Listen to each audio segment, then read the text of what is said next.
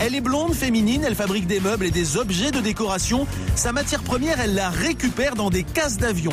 Des ailes, des réacteurs, des turbines, des pièces énormes qui vont lui servir pour créer des objets uniques, du cendrier à la table de salle à manger. C'est elle qui fait tout, c'est original et c'est très beau. Bonsoir à tous, soyez les bienvenus sur le plateau de 100% Mag. Nous sommes le vendredi 17 octobre et on commence tout de suite avec le coup de cœur de l'émission ce soir. Coup de cœur pour une créatrice qui a une idée géniale. Elle s'appelle Agnès et un jour, elle a décidé de récupérer des morceaux d'avion pour en faire des tables basses, des cendriers, des lampes ou encore des dessous de plats. Vous allez voir, c'est très original, très résistant. Ça pourrait même inspirer Valérie Damido. Découverte de ces objets qui donnent des ailes avec Margot Seban. Oh là là là là. Oh, quelle merveille.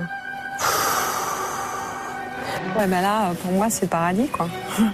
Jardin d'Éden, j'en ai même des frissons. Il y en a qui vivent pour des bagues, moi je vis pour une aile d'avion. Ici, pas de bijoux, mais des avions d'exception. Agnès est fascinée et pourtant elle n'est ni pilote ni collectionneuse, elle est créatrice. J'ai repéré 2-3 trucs que j'adorerais avoir, mais j'espère que ça va être possible. Voilà. Ça c'est mythique, c'est une entrée d'air de Caravelle.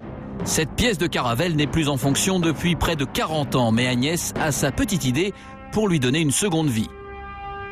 Ça pour moi c'est une pièce exceptionnelle. On peut tout imaginer, une étagère murale, un bar, une table basse, enfin bon, là l'inspiration me vient. Ce genre de pièce, ça vient tout seul.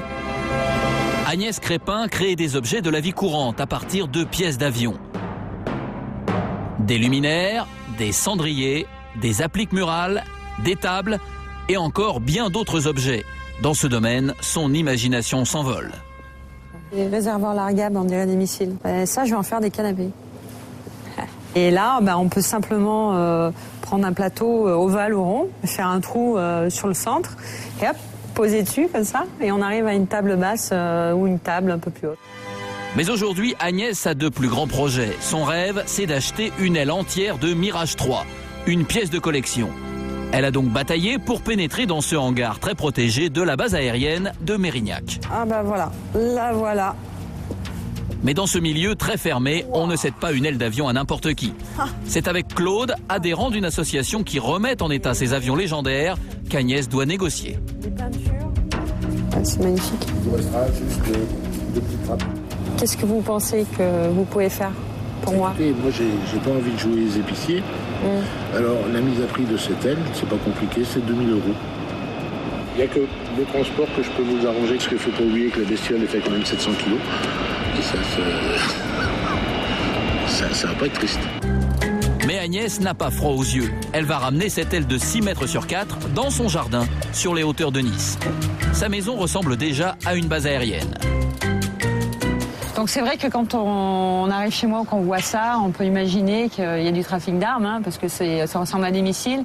D'ailleurs, j'ai eu des problèmes avec les douanes une fois, lorsque j'ai fait rentrer une hélice complète de B-26 des États-Unis. Ils ont cru que je faisais du trafic d'armes et que je montais un projet pour Al-Qaïda. Bon, maintenant, ils ont compris que j'étais une artiste et il n'y a plus de soucis, quoi. À force de persévérance, Agnès a pu exercer sa passion. Ces obus ne sont en fait que des réservoirs qu'elle transforme selon son inspiration.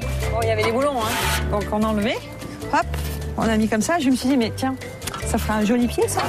Voilà. Et voilà le travail. Elle vient ajouter la partie haute qu'elle a dénichée cette fois sur un cockpit. Donc ça, c'est un pare-brise aéro, donc anti-balle, méga résistant, quoi. Ça, c'est quasiment blindé. Les pièces d'aéronautique sont toutes conçues pour traverser le mur du son. Cette vitre ne risque donc pas de se casser. Une fois terminée, la table sera vendue 1 200 €. Mais Agnès a bien d'autres créations en réserve. Par exemple, ça, c'est une roue d'avion avec laquelle j'ai fait un cendrier. Cette pièce-là, je viens de faire presse-papier, c'est un piston de moteur de Nord Atlas. Ici, c'est un dessous de plat fait avec un capot moteur. Là, vous avez un luminaire. C'est un canon d'obus de F-84, c'est un chasseur américain. On peut faire plein de choses avec les pièces d'avion, n'importe quoi. Tout est utilisable. Agnès vend ses créations sur Internet. Elles coûtent entre 50 et 600 €. Des prix élevés, mais elles sont toutes uniques, comme notre aile de Mirage 3, qui vient enfin d'arriver chez elle. Surtout, ne m'abîmez pas, ma petite aile. Ce type d'aile des années 70 n'existe quasiment plus car elles ont été détruites. Son arrivée captive le voisinage. Ce sont nos voisines? Ouais. Au début, je savais même pas que c'était une aile d'avion. Et après, quand on m'a dit que franchement, qu'elle arrive à le rentrer, c'est fort. Cette aile pèse 700 kg. C'est la plus grosse acquisition d'Agnès. C'est un peu plus encombrant, on va dire. Mais au moins, on peut pas me le voler. Avec un mari pilote et un beau-père bricoleur, Agnès peut en plus compter sur le soutien de ses proches. Texte. Pas tellement de place, finalement. Pour cette aile, ça va être une table de conférence monumentale, puisqu'elle pourra accueillir à peu près entre 25 et 30 personnes. Et donc là, la première étape va être le décapage, et puis ensuite, ponçage, polissage. Le résultat qu'elle obtiendra, le voici sur un plus petit modèle. Agnès travaille depuis 1 mois sur cette table de conférence. C'est une aile montée sur des pieds qu'elle a dessinée elle-même.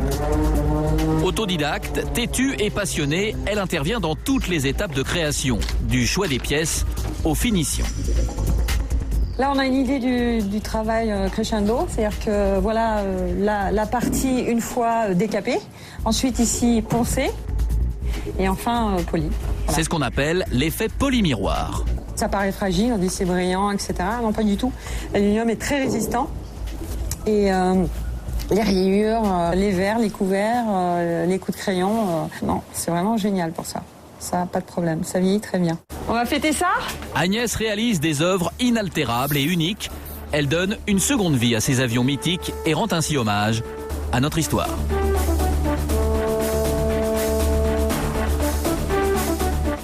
Et si vous voulez en savoir plus sur les objets d'Agnès, eh bien rendez-vous sur m6.fr, rubrique 100% mag, et vous cliquez